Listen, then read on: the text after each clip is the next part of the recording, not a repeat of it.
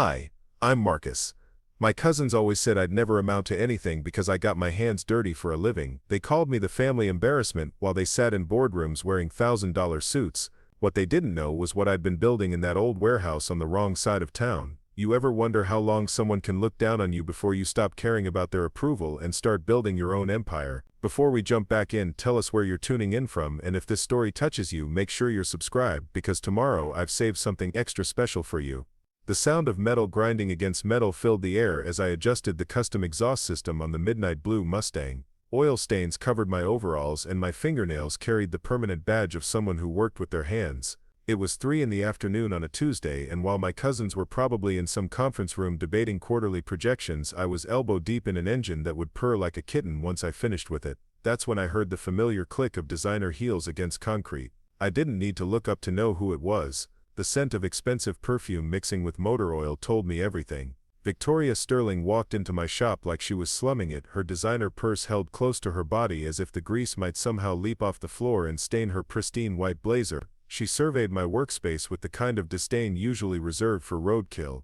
The fluorescent lights buzzed overhead, casting harsh shadows across the collection of tools, car parts, and half-finished projects that filled every corner of the garage. To her this probably looked like chaos. To me it was organized perfection. "Still playing with toys, I see," she said, her voice carrying that familiar tone of condescension that had followed me since childhood. Victoria was my cousin, 3 years older, and she'd never let me forget that she graduated summa cum laude from Harvard Business School while I barely finished high school before diving headfirst into what she called blue-collar mediocrity. I wiped my hands on a shop rag and finally looked up at her. She stood there in her perfectly tailored suit, every blonde hair in place, looking like she'd stepped out of a corporate magazine. The contrast between us couldn't have been more stark. Here she was, representing everything our family considered successful, while I looked like I'd been wrestling with machinery all day, which wasn't far from the truth. "What brings you to my side of town, Vic?" I asked, using the nickname I knew she hated. "Slumming it with the working class." Her perfectly glossed lips curved into a smile that didn't reach her eyes. "Actually, I'm here because of Uncle Robert's dinner party this weekend. Grandmother specifically requested that you attend." The way she said it made it sound like she was delivering a court summons rather than a family invitation. I turned my attention back to the Mustang's engine. "I'm busy." "Busy doing what? Getting your hands dirty?" She laughed, but there was no warmth in it. "Marcus, you're 32 years old. Don't you think it's time to grow up? Get a real job? Something that doesn't require you to shower with industrial soap?" This was the conversation we'd had a dozen times before, just with different settings. At family gatherings she'd corner me and launch into her speeches about wasted potential and family embarrassment. According to Victoria and the rest of our cousins, I was the cautionary tale, the one who'd chosen the wrong path and was paying for it every day. "Define real job," I said, not looking up from the engine block I was examining. "You know exactly what I mean. Something that requires a degree, a tie, an office, something that contributes to society instead of..." She gestured vaguely at my workspace. "Whatever this is." I set down my wrench and turned to face her fully. "This is a business, Victoria. I fix things, I build things, I take something broken and make it better than it was before. What exactly do you do in that glass tower of yours?" Her cheeks flushed slightly. Victoria worked for Sterling Financial, the investment firm that our great-grandfather had founded and that had made our family wealthy enough to look down on anyone who actually worked for a living. Her job involved moving money around, making rich people richer, and attending meetings about meetings. "I manage portfolios worth millions of dollars," she said, lifting her chin. "I make strategic decisions that affect people's futures. I work in the real world, not hiding away in some garage pretending that fixing cars is going to change anything." Pretending? I couldn't help but laugh. "Lady, I've got a 6-month waiting list. People drive from 3 states away to have me work on their vehicles, but sure, it's all pretend." She rolled her eyes. "Please. How much could you possibly make fixing a few cars? What do you charge? A couple $100? Maybe $1,000 for the really complicated ones?" Her tone was patronizing, like she was explaining basic math to a child. I could have told her right then. Could have mentioned that the couple $100 she was imagining was actually closer to $20,000 for a full restoration, or that the custom work I did for collectors and celebrities commanded prices that would make her quarterly bonuses look like pocket change. But I didn't. Some truths are better saved for the right moment. Instead, I picked up another tool and got back to work. "Think whatever helps you sleep at night, cousin." Victoria huffed in frustration. "Fine. Be stubborn. but you're coming to dinner on Saturday whether you like it or not. Grandmother's orders. And Marcus? She paused at the doorway of my shop. Try to clean up. Maybe borrow a suit from someone. We have standards to maintain. After she left, the garage felt quieter but not in a peaceful way. Her words hung in the air like exhaust fumes, toxic and lingering. This wasn't the first time a family member had wandered into my shop to remind me of my place in the Sterling hierarchy, and it wouldn't be the last. The Sterling family had money, old money that came from investments in real estate and a dozen other ventures that kept them comfortable without ever having to actually build anything themselves. They lived in mansions with circular driveways, sent their kids to private schools, and gathered every few months to congratulate each other on their continued success at being wealthy. And then there was me, the black sheep who'd chosen to work with his hands. It hadn't always been this way. When I was younger, maybe 8 or 9, I used to love visiting my grandfather's house, not because of the fancy rooms or expensive furniture, but because of his workshop in the basement. Grandpa Sterling had been different from the rest of them. He'd actually built his fortune instead of inheriting it, starting with a small manufacturing company that he'd grown into an empire through sheer determination and an understanding of how things worked. His workshop was filled with tools and half-finished projects, and he'd let me help him fix old radios or build birdhouses while he told me stories about the early days of his business. He never made me feel stupid for asking questions or getting my hands dirty. In fact, he seemed to respect the fact that I was interested in understanding how things actually worked rather than just how much they cost. There's honor in building something with your own hands, he'd told me once while we worked on restoring an old clock. Anyone can buy something. Not everyone can make it.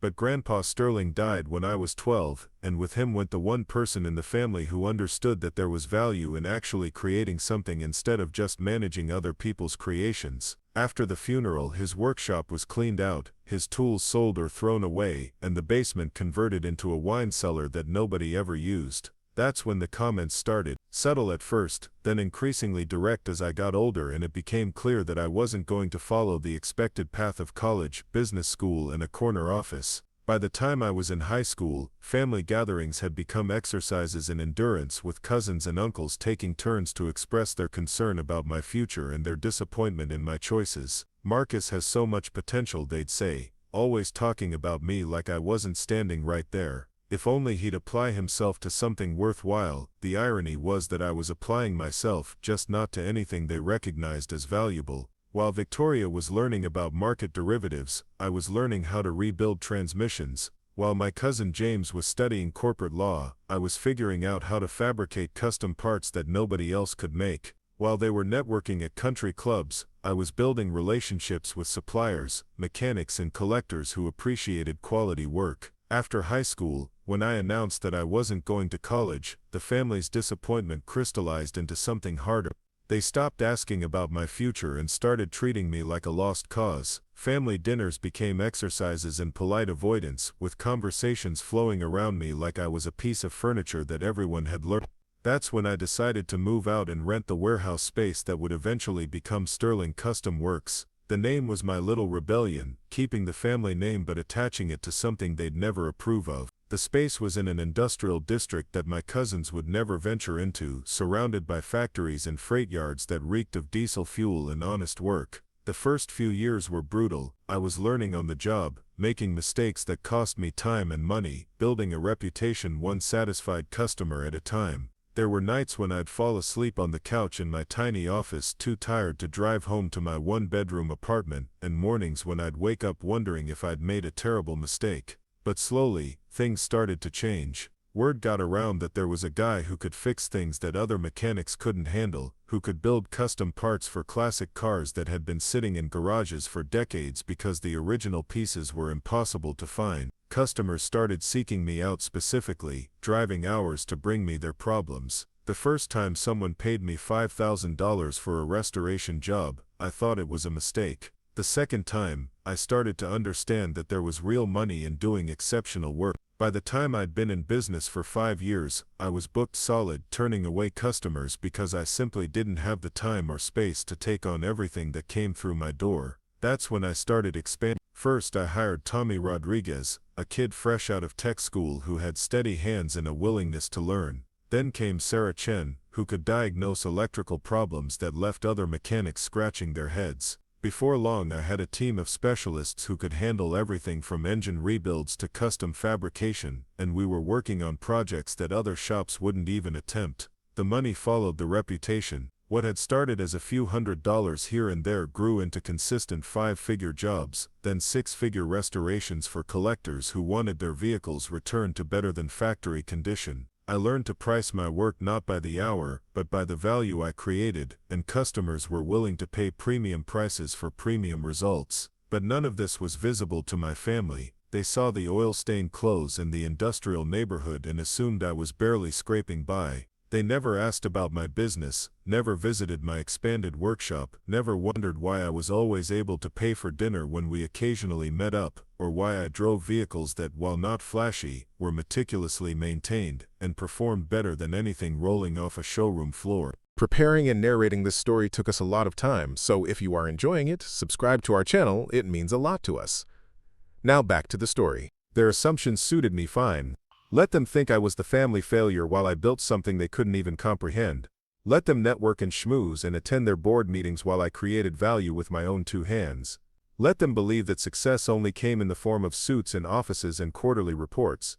Because what they didn't understand was that I'd found something more valuable than their approval. I'd found work that I was genuinely good at, customers who appreciated what I did, and the satisfaction that comes from taking something broken and making it better than new. The Mustang I'd been working on when Victoria interrupted was a perfect example. Its owner, a retired airline pilot named Frank Morrison, had inherited it from his father and brought it to me in sorry shape. Rust had eaten through the quarter panels, the engine hadn't run in 15 years, and the interior looked like it had been attacked by angry cats. Most shops would have told Frank to sell it for parts and buy something else, but I saw what it could become. Under the rust and neglect was a solid foundation, good bones that just needed the right attention to shine again. So I'd quoted Frank a restoration that would cost more than a new luxury car, explained exactly what I'd do and why each step was necessary, and given him the choice to trust me or take his business elsewhere.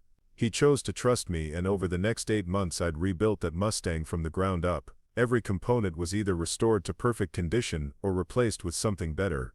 The engine now produced more horsepower than it had when it rolled off the assembly line in 1967. The bodywork was flawless, painted in a deep metallic blue that seemed to shift and glow under different lighting. The interior was crafted from premium leather and materials that would last another 50 years. When Frank saw the finished car, he'd actually teared up. "It's better than when Dad bought it new," he'd said, running his hands over the pristine paint job. "I can't believe this is the same car." That reaction, that moment when a customer realized that I'd given them back something precious that they thought was lost forever, was worth more than any corporate bonus or family approval.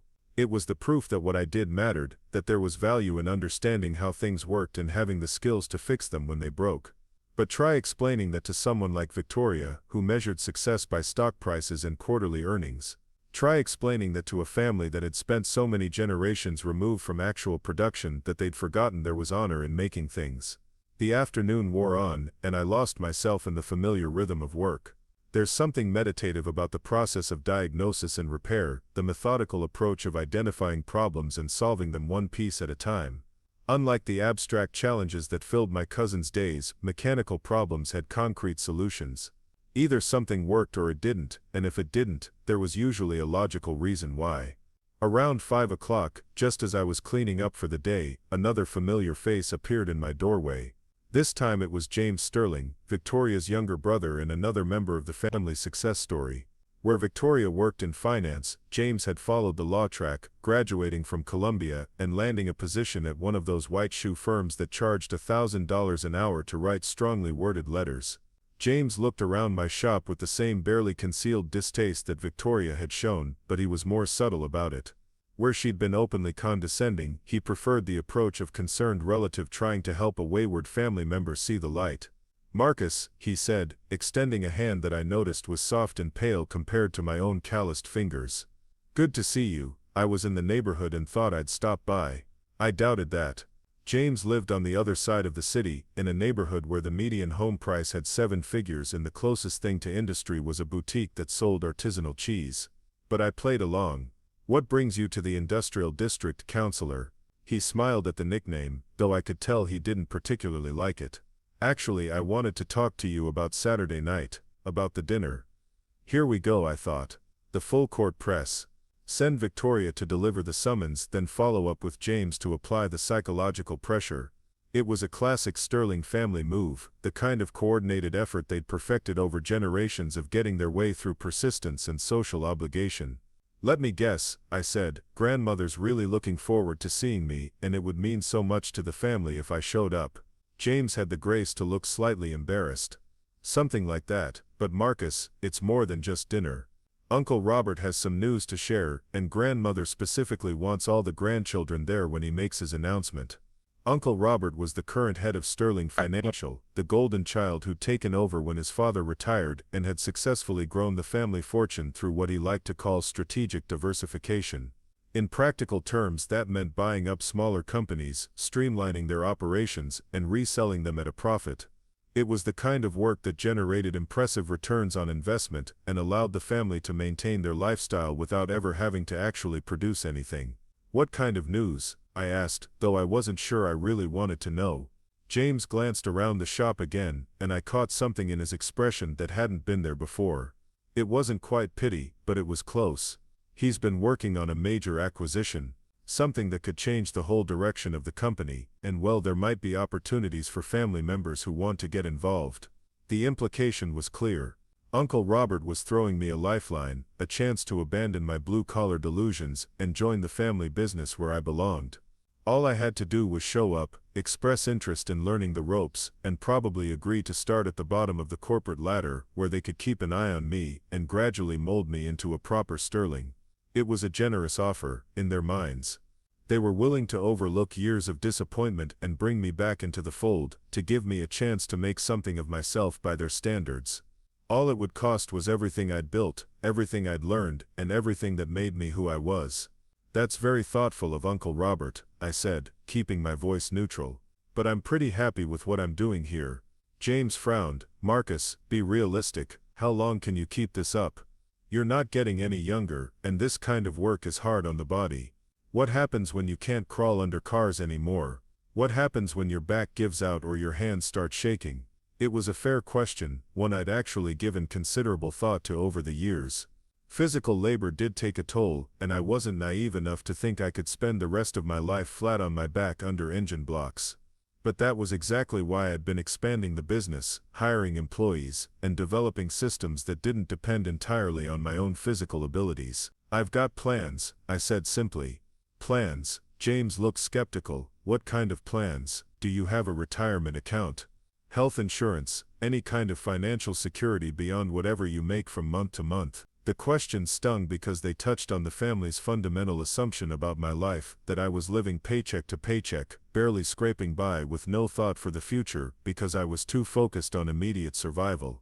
It was the narrative they'd constructed to make sense of my choices, and challenging it would require them to reconsider everything they believed about success and failure. But the truth was more complicated than James could imagine. The business had grown beyond anything I'd originally envisioned, and with that growth had come opportunities that someone stuck in a traditional employment mindset would never see. When you own something valuable, when you've built a reputation for exceptional work, when you have customers lined up begging to pay premium prices for your services, financial security looks very different than it does when you're climbing someone else's corporate ladder. I'm doing fine, James. Better than fine, actually. He studied my face, probably looking for signs of the bravado that usually accompanied denial. Look, I'm not trying to insult what you do here. I'm sure you're very good at it. But there's a difference between getting by and building real wealth, real security, the kind of money that lets you stop worrying about the future. If only he knew. But explaining the reality of my situation would require more time and patience than I had, and probably wouldn't change his mind anyway. People see what they want to see, and James wanted to see his cousin making a tragic mistake that could still be corrected with the right intervention. I appreciate the concern, I said. Really, but I'm not worried about my future. James sighed, the sound of a man who'd tried his best but run up against stubborn resistance. Will you at least come to dinner, just to hear what Uncle Robert has to say? You don't have to commit to anything, just listen. The smart play would have been to decline politely and avoid the whole situation. Family dinners were usually exercises in frustration for everyone involved, with me playing the role of the disappointing relative while everyone else took turns expressing their concern for my welfare. But something about James's tone, about the way he'd mentioned Uncle Robert's big announcement, made me curious. "Fine," I said, "I'll be there. But I'm not wearing a tie." James smiled, probably thinking he'd won some kind of victory. "That's all we ask. Saturday at 7, you remember where Uncle Robert lives?" I nodded. The Sterling family compound was hard to forget, a sprawling estate in the most exclusive part of the city where old money went to avoid contact with anything resembling actual work.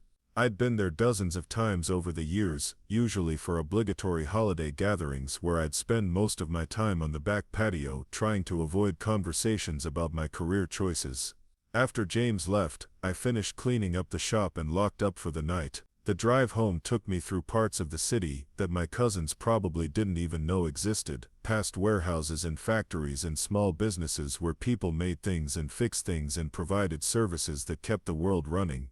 My apartment was in a converted industrial building, with high ceilings and exposed brick walls that most people would call trendy but that I just found practical. It was walking distance from work, had enough space for my personal projects, and cost less than what my cousins probably spent on car payments. As I heated up leftover Chinese food and cracked open a beer, I thought about the upcoming dinner and what Uncle Robert's big announcement might involve. The Sterling family had been in acquisition mode for the past few years, buying up smaller companies and integrating them into their portfolio. Maybe they'd found another target, something bigger than usual that would require all hands on deck. Or maybe this was their way of staging an intervention, bringing me into the fold so they could finally stop worrying about the family reputation being damaged by having a blue-collar relation. Either way, Saturday night promised to be interesting, but as I sat in my apartment, surrounded by the comfortable evidence of a life built on my own terms, I couldn't help but smile. Let them make their offers and express their concerns. Let them try to rescue me from a situation that didn't need rescuing. They had no idea what they were dealing with, no concept of what I'd actually built while they were busy managing other people's money. Saturday night would be full of surprises, but probably not the kind they were expecting. The next morning brought a steady stream of customers, each with their own automotive problems and stories. Mrs. Patterson dropped off her late husband's Corvette, which had been sitting in her garage for 3 years since his death. "I can't bear to sell it," she said, "but I can't bear her."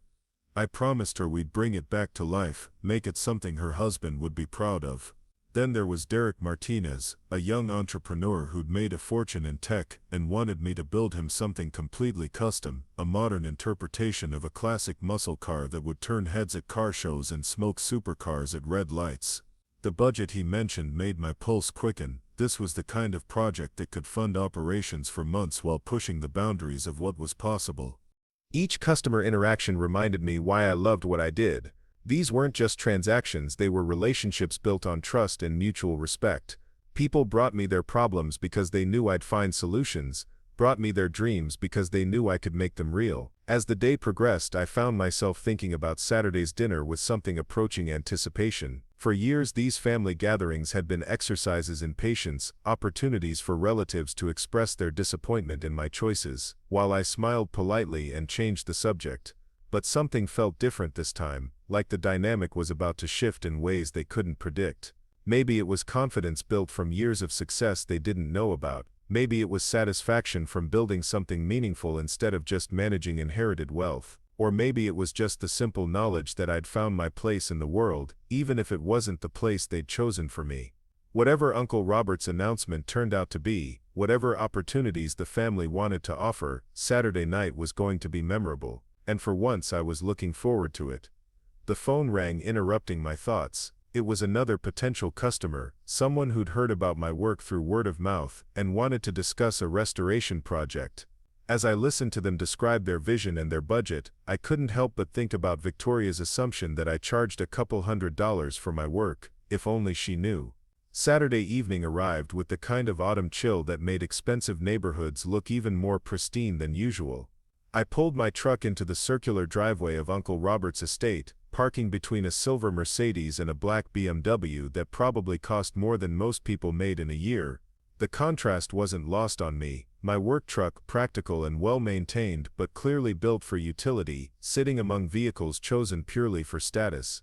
The Sterling estate sprawled across manicured grounds that employed a full-time landscaping crew to maintain the kind of perfection that nature never achieved on its own.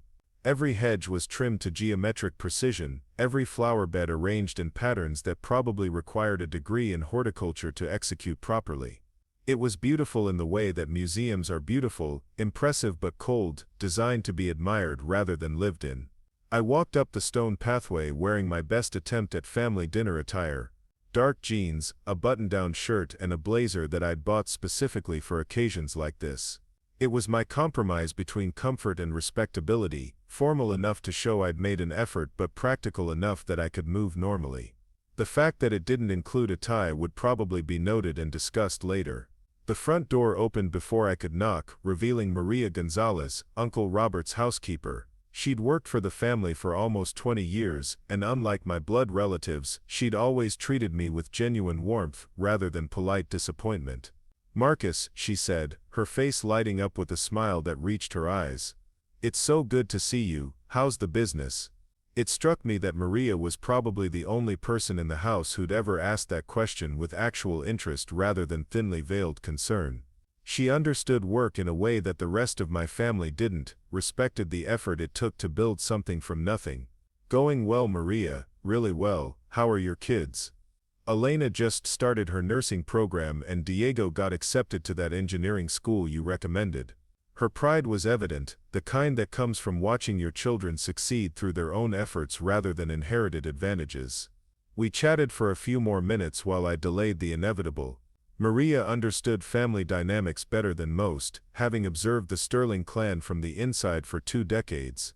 She knew I wasn't particularly eager to join the gathering in the formal dining room, where conversations would revolve around portfolios and market trends, and the latest acquisitions that kept the family wealth flowing. Eventually I couldn't postpone it any longer. The sound of laughter and clinking glasses drifted from the dining room, punctuated by the kind of animated conversation that happened when successful people gathered to congratulate each other on their continued success. I straightened my blazer and walked toward the sound. The dining room was exactly as I remembered it, crystal chandeliers casting warm light over a table that could seat 20, surrounded by oil paintings of stern-faced ancestors who'd built the fortune that everyone else now managed. The current generation of Sterlings sat around the polished mahogany surface, drinks in hand, engaged in the kind of spirited discussion that usually meant someone was about to make a lot of money. Uncle Robert sat at the head of the table, silver-haired and distinguished in the way that came from a lifetime of having other people handle the unpleasant details of business. He was the family patriarch now, the one who made the big decisions and set the direction for Sterling Financial. His success had been built on his father's foundation, but to his credit, he'd expanded the company significantly during his tenure. Victoria and James were there, of course, along with their spouses and several other cousins I saw only at occasions like this. Everyone was dressed appropriately for what amounted to a business dinner disguised as a family gathering, the men in expensive suits and the women in cocktail dresses that probably cost more than most people's rent. The conversation paused as I entered, heads turning to assess my arrival. I could practically see them taking inventory of my appearance, noting the absence of a tie and the presence of work boots that I'd polished but couldn't completely disguise. Someone made a comment about traffic that was probably meant to explain why I was the last to arrive, though everyone knew I'd simply delayed as long as possible. "Marcus," Uncle Robert boomed, rising from his chair with the kind of expansive gesture that successful men use to demonstrate their magnanimity. "So glad you could make it. Come sit. We were just discussing the portfolio performance this quarter." I took the empty chair that had been left for me, noting that it was positioned to give me a clear view of everyone else while keeping me slightly separated from the main conversation. It was probably unconscious, but the seating arrangement perfectly captured my position in the family hierarchy. The conversation resumed, flowing around me like water around a stone: market conditions, interest rates, regulatory changes that would affect different sectors of their investments. It was the kind of talk that sounded impressive but felt abstract, numbers and trends that existed primarily on spreadsheets rather than in the physical world where things were actually built and problems were actually solved. Victoria was in her element, discussing currency fluctuations with the confidence of someone who'd never had to worry about making payroll or paying suppliers. James contributed observations about legal precedents that might affect merger activities, his words carefully chosen to demonstrate his expertise without revealing any client confidences. I listened politely, occasionally nodding when someone made eye contact, but mostly I found myself studying the people around the table. These were my relatives, people I'd known my entire life, but in many ways they felt like strangers. We shared DNA and family history, but our daily realities were so different that we might as well have been from different planets. The conversation eventually turned to Uncle Robert's latest acquisition, a manufacturing company that produced components for the automotive industry. He spoke about it with the satisfaction of someone who'd successfully negotiated a complicated deal, focusing on the financial metrics and potential synergies that made it an attractive purchase. The previous owner was getting older, wanted to retire but didn't have any family interested in taking over, he explained. Classic succession problem. Built a solid business over 30 years but couldn't find anyone who understood the industry well enough to maintain the relationships and quality standards. I found myself paying more attention. Manufacturing was something I understood, particularly automotive components. The challenges Uncle Robert was describing were common in family-owned businesses where specialized knowledge didn't transfer easily to the next generation. What kind of components do they manufacture? I asked, speaking up for the first time since arriving. Uncle Robert looked pleased that I'd shown interest. Precision machining mostly, custom parts for restoration projects and specialty applications. Not high-volume production, but high-margin work for customers who need things that aren't available through normal supply chains. The description hit closer to home than he could possibly know. I'd worked with dozens of companies exactly like the one he'd just acquired, suppliers who could fabricate parts that had been out of production for decades or create custom components that didn't exist anywhere else. It was a specialized market that required both technical expertise and customer relationships built over years of reliable service.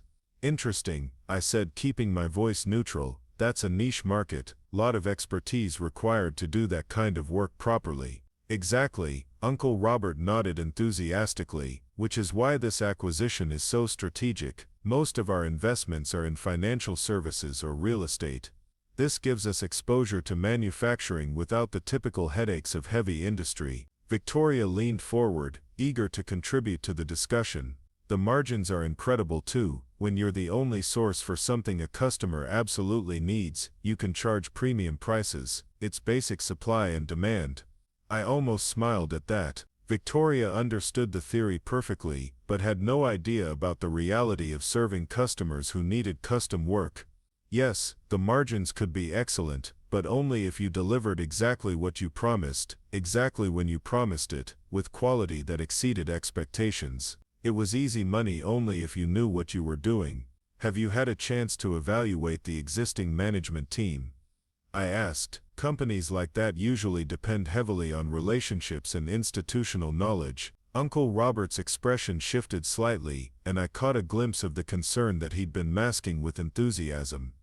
That's actually one of the challenges we're facing. The founder handled most of the technical aspects personally, and his key employees are getting older. We're going to need to bring in new management, people who understand both the technical requirements and the business side. The opening was so obvious that I wondered if it had been intentional. Here was Uncle Robert describing a problem that required exactly the kind of expertise I'd developed over the past 15 years, and he was doing it in front of the one family member who actually understood manufacturing from the ground up. But instead of jumping at what might have been an opportunity, I found myself thinking about the acquisition from a different angle. I knew companies like the one Uncle Robert had just bought, knew them intimately. I'd worked with their owners, understood their challenges, seen what happened when they were sold to financial investors who viewed them purely as profit centers. That's a tough transition, I said carefully. The customers for that kind of work are usually pretty particular about quality and service.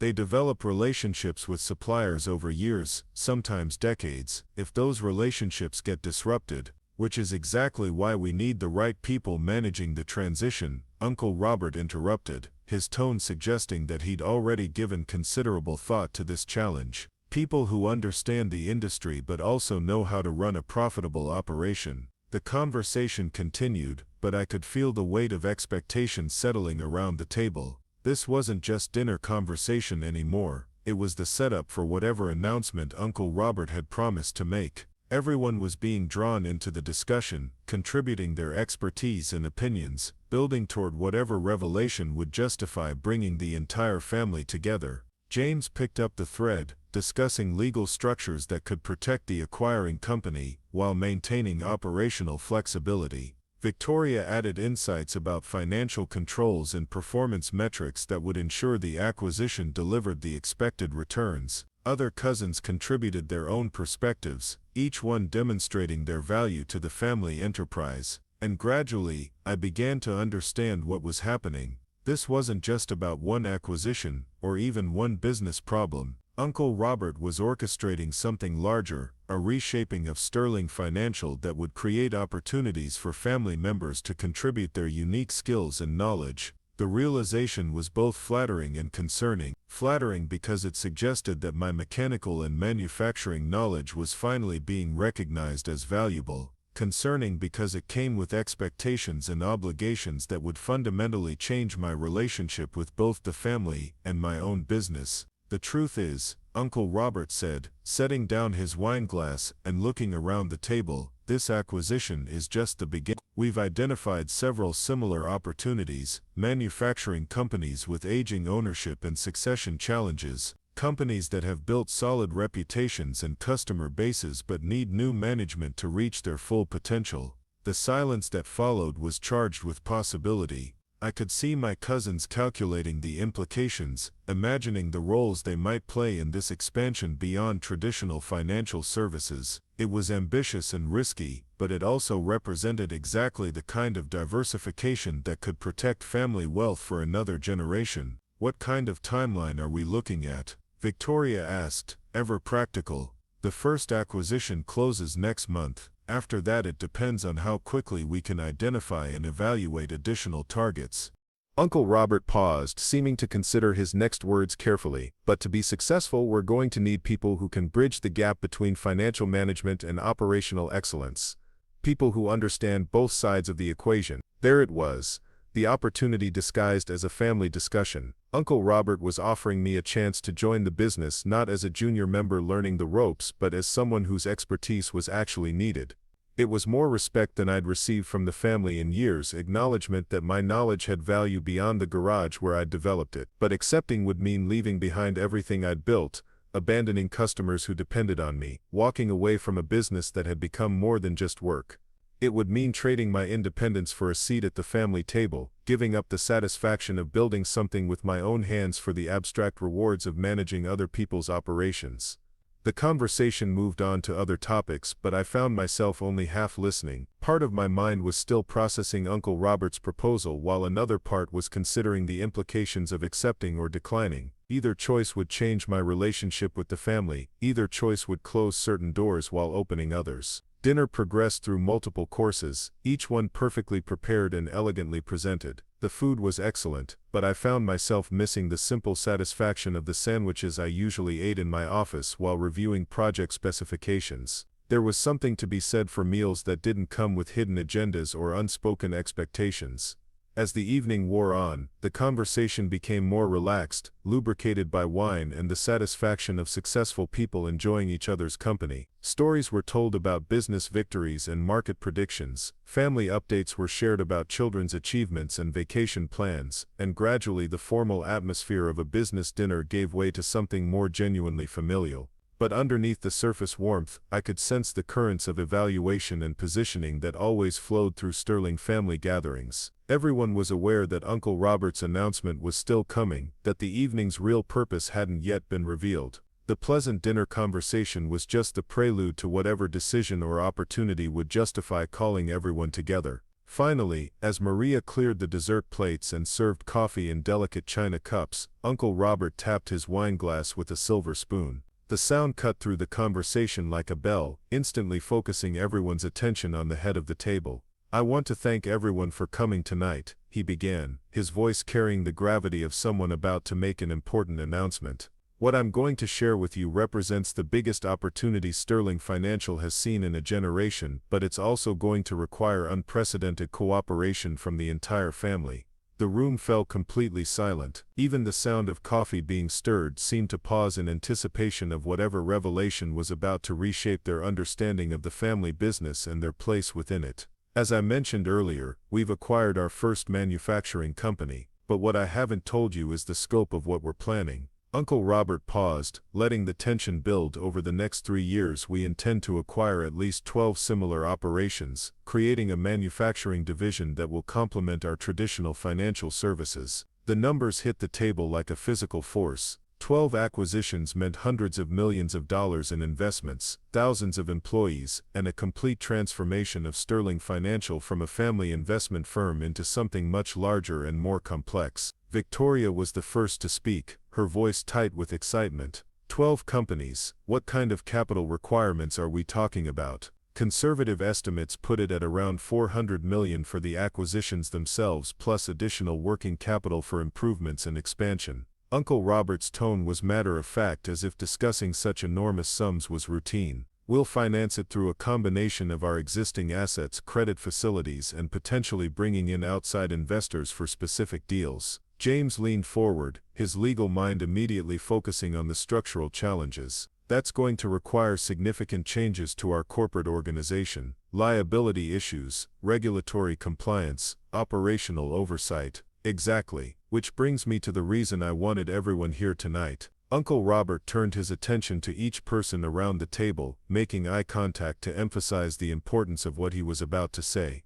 This expansion is going to create opportunities for every family member who wants to be involved, but it's also going to require skills and expertise that we don't currently have in-house. The implication was clear, but Uncle Robert made it explicit anyway. We need people who understand manufacturing, who can evaluate potential acquisitions and manage operational improvements. We need people who can work with existing management teams to maintain customer relationships while implementing better business practices. He paused, and I felt his gaze settle on me. We need people who know what it takes to build something with their own hands. The room's attention shifted to me with the subtlety of a spotlight. Suddenly every conversation I'd had with family members over the years was recontextualized. My cousin's concern about my career choices, their attempts to bring me back into the family fold, their expressions of disappointment in my blue-collar path, all of it had been leading to this moment. They hadn't been trying to save me from a failed career. They'd been waiting for the right opportunity to make use of skills they'd never understood, but always known might someday be valuable.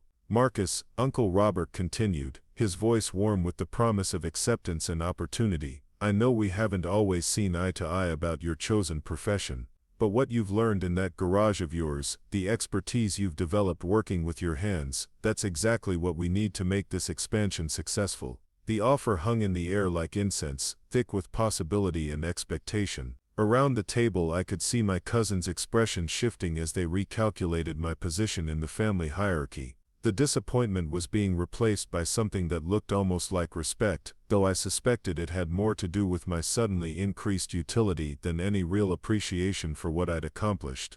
Victoria's voice was carefully neutral when she spoke. That makes a lot of sense. Marcus has always understood mechanical systems better than any of us. James nodded agreement, and you'd have operational oversight for the manufacturing division.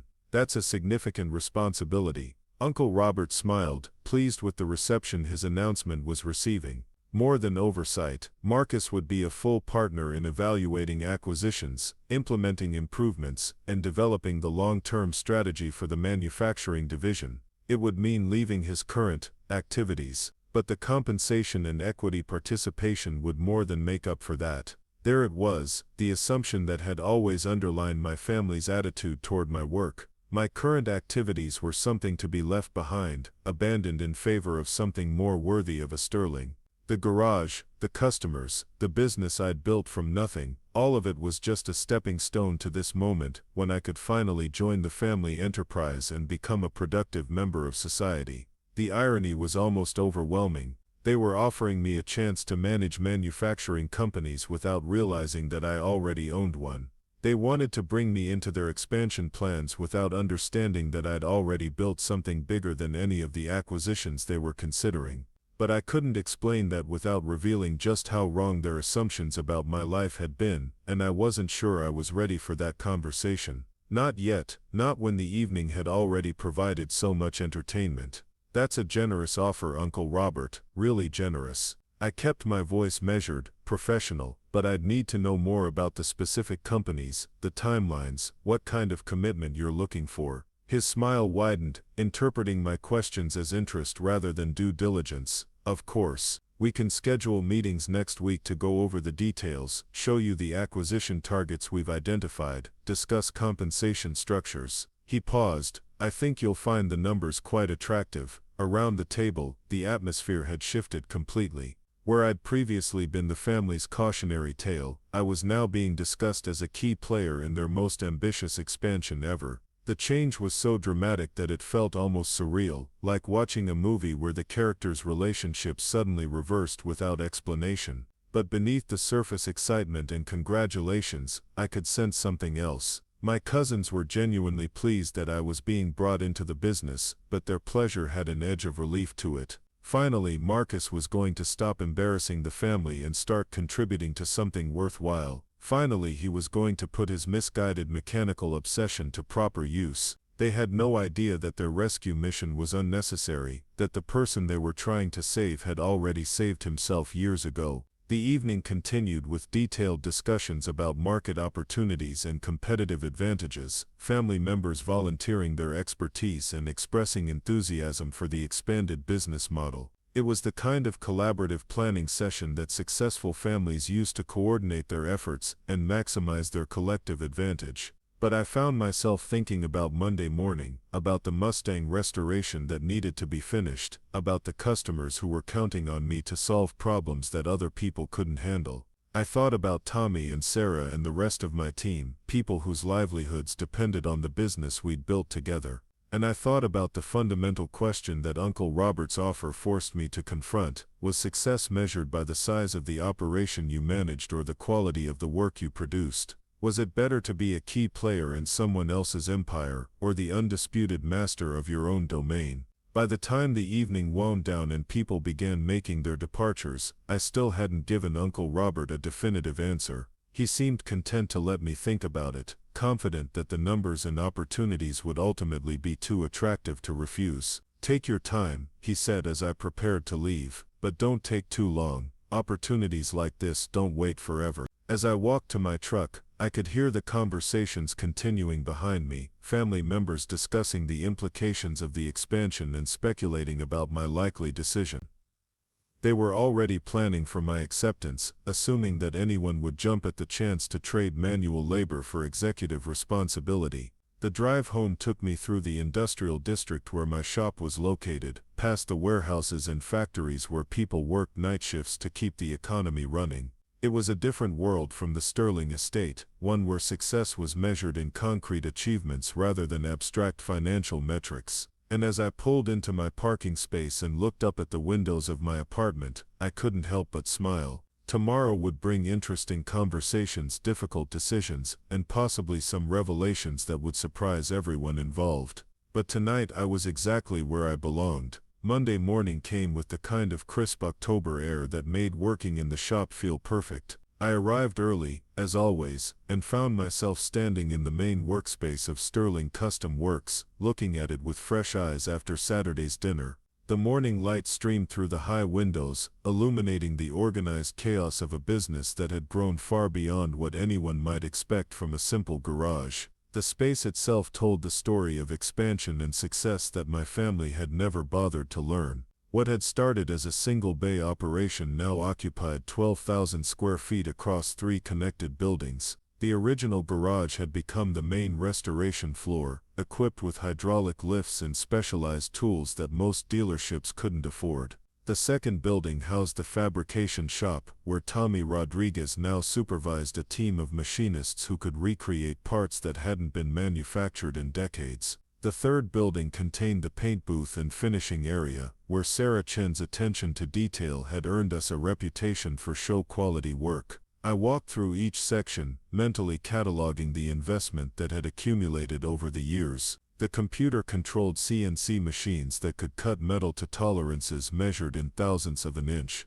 The paint booth with its precision climate controls and filtration systems that rivaled anything used by major manufacturers. The inventory of rare parts and materials that customers drove hundreds of miles to access. But the real value wasn't in the equipment or facilities. It was in the knowledge base we'd developed, the customer relationships we'd nurtured, and the reputation we'd earned for solving problems that nobody else could handle. We weren't just fixing cars, we were preserving automotive history, creating rolling artwork and fulfilling dreams that customers had carried for decades. The irony of Uncle Robert's offer wasn't lost on me. He wanted me to help him acquire and manage manufacturing companies, completely unaware that I already owned one. He was looking for expertise in building customer relationships and maintaining quality standards, not realizing that I'd spent 15 years doing exactly that. The rescue mission was unnecessary because the person they thought needed rescuing had already built something more substantial than most of their portfolio companies. My phone buzzed with a text from Victoria asking if I'd had time to consider Uncle Robert's proposal.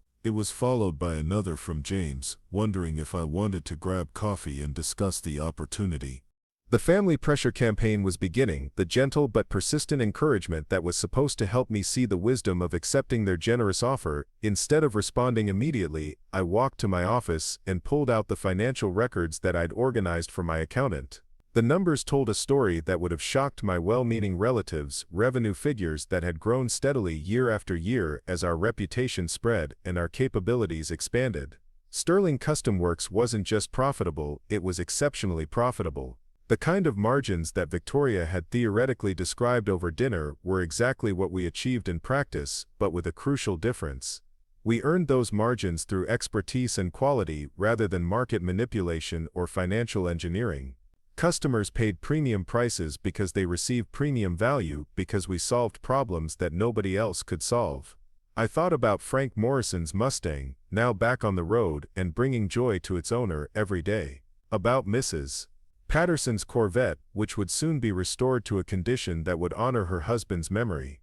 About Derek Martinez's custom build, which would showcase what was possible when traditional craftsmanship met modern technology. These weren't just business transactions, they were personal relationships built on trust and mutual respect. Customers didn't just hire us, they partnered with us to bring their visions to life. The satisfaction that came from that kind of work couldn't be replicated in a boardroom, no matter how impressive the quarterly returns might be. But I also understood the appeal of Uncle Robert's offer. The scale was intoxicating, the opportunity to build something even larger than what I'd already created. Working with Sterling Financial would provide resources and connections that could accelerate growth in ways that organic expansion never could. There was genuine attraction in the idea of taking my expertise and applying it across multiple companies, creating value on a scale that would make my current success look modest by comparison. The question was whether that scale was worth sacrificing the independence and satisfaction that had made the past 15 years so rewarding. Whether managing other people's operations could provide the same fulfillment as building something with my own hands. I was still considering these questions when Tommy walked into my office, carrying a cup of coffee and wearing the expression of someone who had something important to discuss. He'd been with Sterling Custom Works for 8 years now, starting as an apprentice and growing into the kind of skilled craftsman who could handle the most complex restoration projects.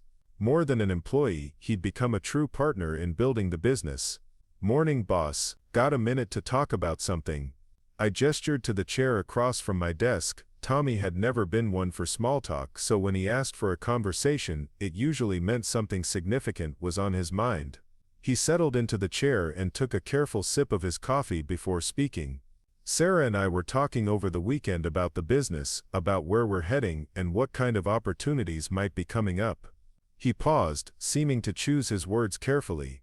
"We both love working here, love what we're building together. But we're also thinking about the future, about what happens if this keeps growing the way it has been." I nodded, understanding where this was headed. Tommy and Sarah represented the second generation of Sterling Custom Works, people who'd grown with the business and contributed to its success in fundamental ways. They'd earned the right to think about their own futures and what role they might play in whatever came next. "We know you've been getting some pressure from your family," Tommy continued. And we also know that there might be opportunities out there that are bigger than what we're doing here. What we want to know is whether those opportunities include us or whether we should start thinking about our own plans. The question was fair and it deserved a direct answer. Tommy and Sarah had invested years of their lives in building something with me. They'd contributed skills and dedication that had made Sterling Custom Works more than just another garage. If I was considering Uncle Robert's offer, they had the right to know how it might affect their own futures. But before I could answer Tommy's question, I needed to answer my own. Was I really considering leaving behind everything we'd built together? Was the appeal of joining the Sterling family enterprise strong enough to justify abandoning the satisfaction and independence that had defined my adult life? Let me ask you something first, I said. If you had unlimited resources, if money wasn't a constraint and you could build whatever kind of operation you wanted, what would Sterling Custom Works look like 5 years from now? Tommy's eyes lit up with the enthusiasm that always appeared when he talked about the work itself, rather than just the business aspects. Honestly, I think we could be the definitive source for high-end restoration and custom work on the entire East Coast. Not just cars but motorcycles, maybe even aircraft. We've got the skills and the reputation, we just need the space and equipment to handle the volume. It was exactly the kind of vision that had driven my own thinking over the years, the recognition that we'd built something special that could grow into something extraordinary. The foundation was solid, the market was there, and the team had the expertise to execute at any scale. What would that take? Realistically, what kind of investment and timeline are we talking about? Tommy had clearly given this considerable thought. Maybe $10 million for the facility expansion and equipment upgrades. Another $5 million for inventory and working capital. If we did it right, we could triple our capacity within 2 years and probably quintuple our revenue within 5. $15 million wasn't pocket change, but it was far less than the capital requirements Uncle Robert had mentioned for his manufacturing acquisitions. More importantly, it was an investment in something we already understood intimately, an expansion of proven capabilities rather than a venture into unfamiliar territory. And you think the market would support that kind of growth? Are you kidding? We're already turning away work because we don't have the capacity. The waiting list for full restorations is pushing 2 years, and we get calls every week from potential customers who've heard about what we do. Tommy's excitement was infectious. Plus, Sarah's been developing some custom fabrication techniques that nobody else can replicate. If we could scale those up, we'd have competitive advantages that would last for years. I have found myself nodding as Tommy outlined his vision. This was the logical evolution of what we'd started 15 years ago, the natural progression from a single craftsman to a comprehensive operation that could handle any automotive challenge. It would be growth based on expertise rather than financial engineering, expansion driven by customer demand rather than acquisition opportunities. But it would also require resources that I didn't currently have, at least not without leveraging everything I'd built to secure the necessary financing. It was exactly the kind of situation where Uncle Robert's offer might provide the capital and connections needed to accelerate our growth timeline. What if I told you there might be a way to get that investment without giving up control of what we've built here? Tommy raised an eyebrow. I'd ask what the catch was. Before I could answer, Sarah appeared in the doorway of my office. She knocked on the frame and smiled when she saw Tommy was already there. Sorry to interrupt, but we just got a call that you'll both want to hear about. Her expression was a mixture of excitement and disbelief. Remember Derek Martinez's custom build, the one where he gave us basically unlimited budget to create something completely unique? I nodded. Derek's project was exactly the kind of work that demonstrated our capabilities at the highest level, the type of commission that established reputations and attracted other high-end customers. Well, he brought some friends by to see it over the weekend. Collectors mostly, people who've got serious money and serious automotive obsessions. Sarah paused for effect. 3 of them want to commission similar projects. One guy wants us to build him a modern interpretation of a 1938 Bugatti Type 57. Another wants a completely custom sports car that incorporates vintage design elements with contemporary technology.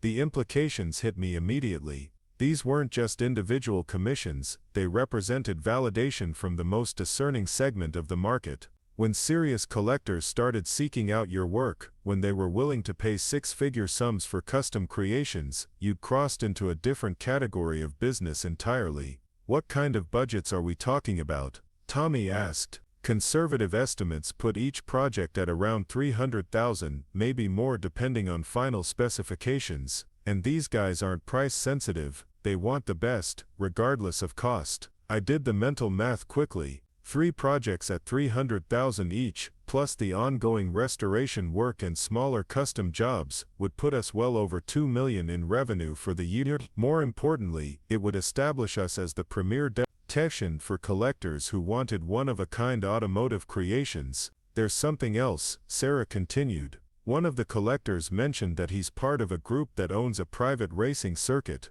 They're looking for a shop that can handle vintage race car preparation and restoration. The kind of work that requires absolute precision and complete reliability. Race car preparation was a specialized field that commanded premium pricing and led to ongoing relationships with teams and collectors. It was also exactly the kind of high-visibility work that could establish Sterling Custom Works as a nationally recognized brand rather than just a regional operation. I leaned back in my chair, feeling the pieces of a different kind of future clicking into place. Uncle Robert's offer had been generous, and joining Sterling Financial would have provided opportunities for significant growth, but those opportunities would have required abandoning something that was already growing, already successful, already positioned to become exactly what Tommy had envisioned.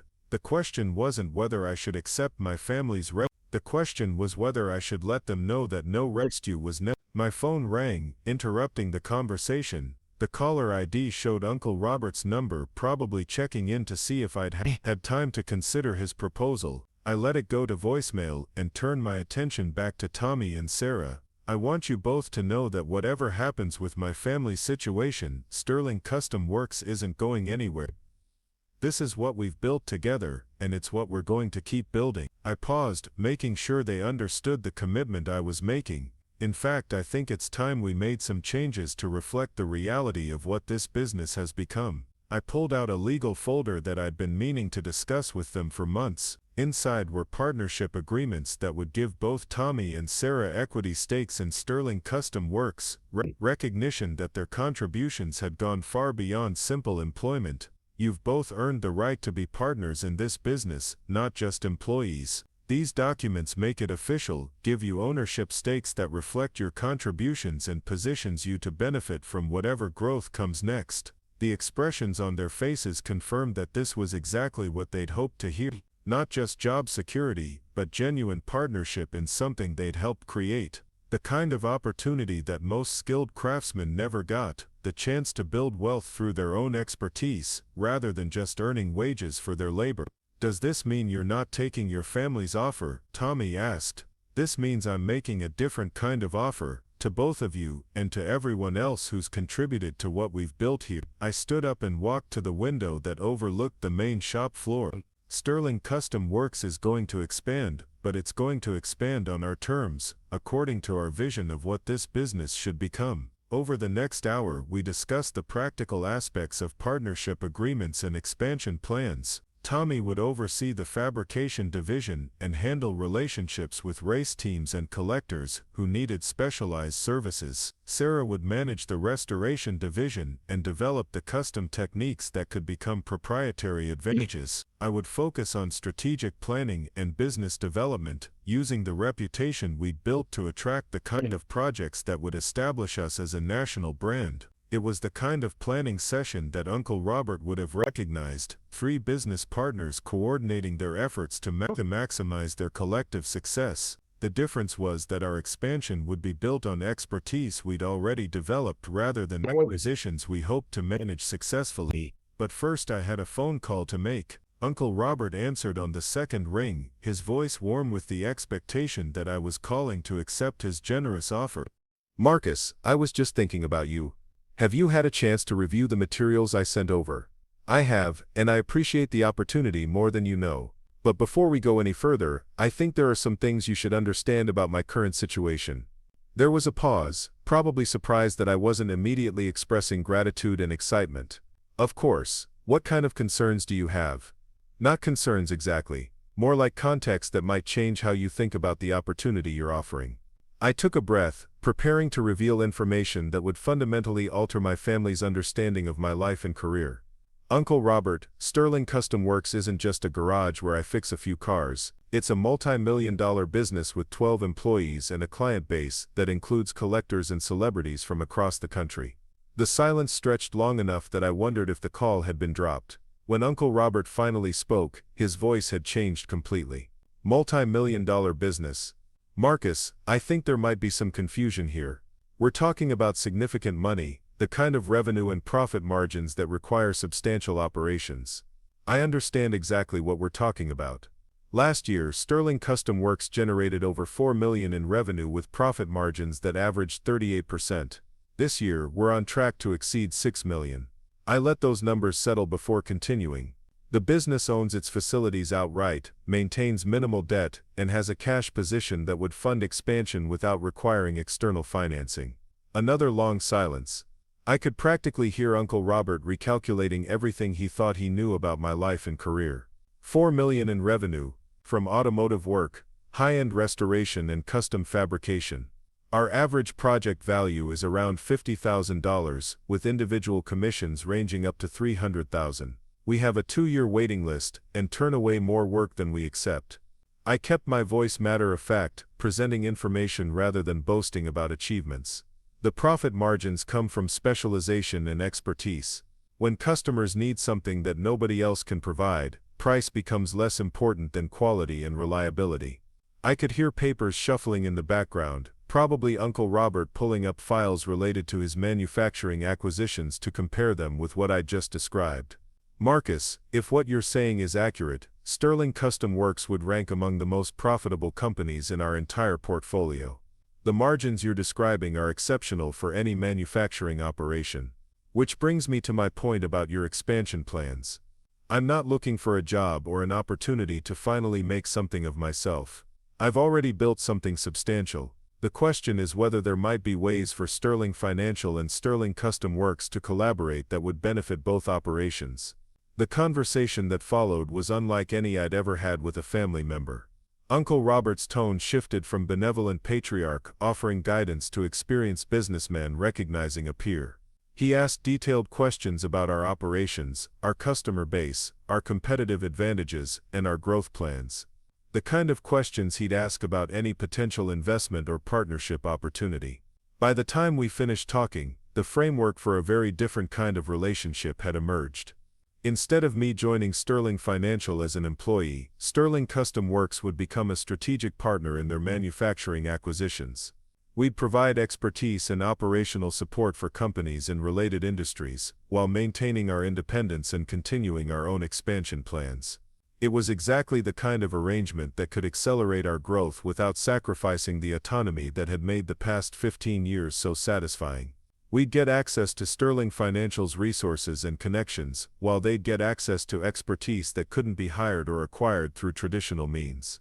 After ending the call with Uncle Robert, I walked back to the main shop floor where Tommy and Sarah were discussing the specifications for one of our new custom projects. The sound of tools and machinery filled the air, the familiar symphony of skilled craftsmen turning raw materials into finished products. This was what I'd chosen over boardrooms and quarterly reports, the satisfaction of building something tangible rather than managing abstractions. But now, instead of having to choose between independence and scale, I'd found a way to have both. My phone buzzed with a text from Victoria, asking if I'd made a decision about Uncle Robert's offer. For the first time in years, I was actually looking forward to a family conversation. I called her directly, and she answered with barely concealed anxiety. Marcus, please tell me you're not going to turn down this opportunity. Uncle Robert is offering you more respect and responsibility than anyone in the family has ever. Victoria, I interrupted gently. There's something I need to tell you about my business. Over the next 20 minutes, I explained the reality of Sterling Custom Works to my cousin who'd assumed I charged a couple $100 for my work. I described the revenue figures, the profit margins, the customer base, and the reputation we'd built over 15 years of exceptional service. The silence on the other end of the line was even longer than Uncle Robert's had been. $6 million in revenue, she finally asked, her voice small. This year, yes, and we're projecting significant growth over the next 5 years, especially with the partnership opportunities that Uncle Robert and I discussed. Partnership opportunities. We all thought, that I was barely scraping by, working as a mechanic because I couldn't do anything else. I kept my voice gentle, understanding that she was processing a complete revision of everything she'd believed about my life. I know, that's what everyone thought. Victoria was quiet for a long moment. When she spoke again, her tone had changed completely, shifting from concern to something that sounded almost like awe. Marcus, do you realize what this means? If your business is generating those kinds of numbers, you're probably more successful than most of us. The profit margins you're describing, the growth trajectory, it's exactly what we've been trying to achieve with our portfolio companies. I realize that now. For years I thought you all just disapproved of my choices. I didn't understand that you genuinely believed I was failing. I paused, considering how to frame what came next. The truth is, I probably should have been more open about what I was building. But after years of being treated like the family disappointment, it became easier to just let everyone think what they wanted to think. We had no idea. How could we have had no idea? It was a fair question, and it deserved an honest answer. Because none of you ever asked. You saw the oil stains and the work clothes and assumed you knew everything you needed to know. You never visited the shop, never asked about my customers or my revenue or my plans for the future. The conversation continued for another hour, with Victoria gradually coming to terms with the reality that her concern had been misplaced, that her attempts to help had been based on fundamental misunderstandings about my situation. By the time we finished talking, she was asking detailed questions about our business model and expressing genuine admiration for what we'd accomplished. Similar conversations followed with James and other family members over the next few days. Each one involved the same process of revelation and recalibration, the same shift from concern to respect as they understood what Sterling Custom Works had become. But the most satisfying conversation was with my grandmother, the family matriarch, who'd worried for years that I was wasting the opportunities that previous generations had created for us. When I explained what I'd built, when I described the customers who sought us out and the reputation we'd earned, she was quiet for a long time. Your grandfather would have been proud, she finally said, her voice thick with emotion. He always believed that real success came from building something with your own hands, from creating value that wouldn't exist without your effort and expertise. I learned that from him, from the time we spent in his workshop when I was young. He saw something in you that the rest of us missed. He always said you understood how things worked in a way that couldn't be taught, only developed. She paused. I'm sorry we didn't see it sooner. 2 months later, Sterling Custom Works announced its partnership with Sterling Financial to provide expertise and operational support for manufacturing acquisitions in the automotive and related industries. The announcement was covered by trade publications and business journals, presented as an innovative collaboration between traditional financial services and specialized manufacturing expertise. But for me, the real satisfaction came from the smaller moments. Tommy and Sarah signing their partnership agreements, officially becoming equity owners in something they'd helped build from the ground up. Mrs. Patterson picking up her husband's restored Corvette, tears in her eyes as she saw it return to better than original condition. Derek Martinez's friends commissioning their own custom projects, word spreading through collector networks about what we could accomplish. The Sterling family gatherings were different now. Instead of polite avoidance and thinly veiled concern, conversations included genuine interest in our projects and respect for what we'd accomplished. Victoria asked detailed questions about our expansion plans. James offered legal expertise for our growing intellectual property portfolio. Uncle Robert included our revenue figures when discussing the family's overall business performance. But perhaps the most meaningful change was in my own relationship with the work. For 15 years I'd built Sterling Custom Works as a refuge from family expectations, a place where I could find satisfaction and purpose independent of their approval. Now I no longer needed that independence because I'd finally earned the respect that made it unnecessary.